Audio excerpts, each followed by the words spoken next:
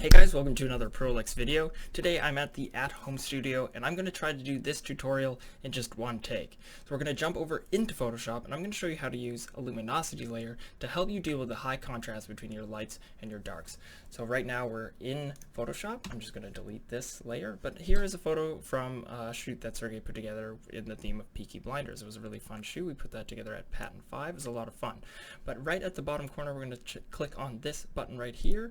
We're going to right click and click gradient map. It's going to come up with some colors. We're going to just hit this drop down menu over here to the right and click the white to black. And then we're going to switch this layer style to luminosity so we don't affect any of the colors. We just want to affect the light, and we're going to jump into the gradient.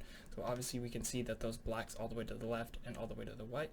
Think about that as a level 0% and then all the way as 100. We're going to drop another one of those levels right in the middle. We're going to set the hues to 0.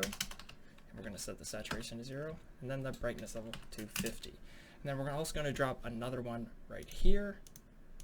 Oop. That's going to be a level of 25 because we're in between both of those. And then we're going to drop another one right here.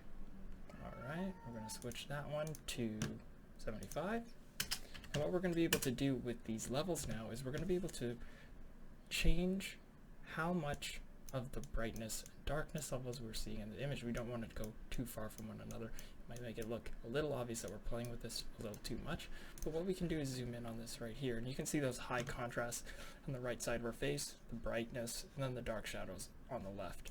If we click on this map, we can start moving some of these levels around, create more shine or less shine.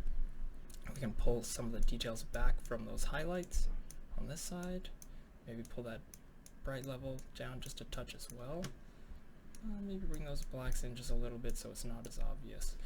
And we can click back and forth and start to see how much of an effect we're having here. So as you can see, some of that high contrast in the darkness and the shadows is starting to pull away, and we're not losing that much detail in the highlights as we level back and forth.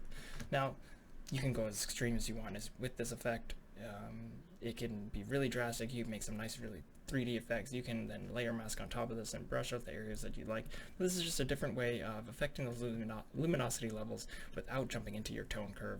And yeah, so that's just a fun way that you can play with it. Try it at home. Just do a quick little click right down here, throw a gradient map on, and see what you can do. Have fun. Thanks for stopping by for another video. I hope you learned something new with this one. Obviously, this was just a quick little thing that you can play with at home.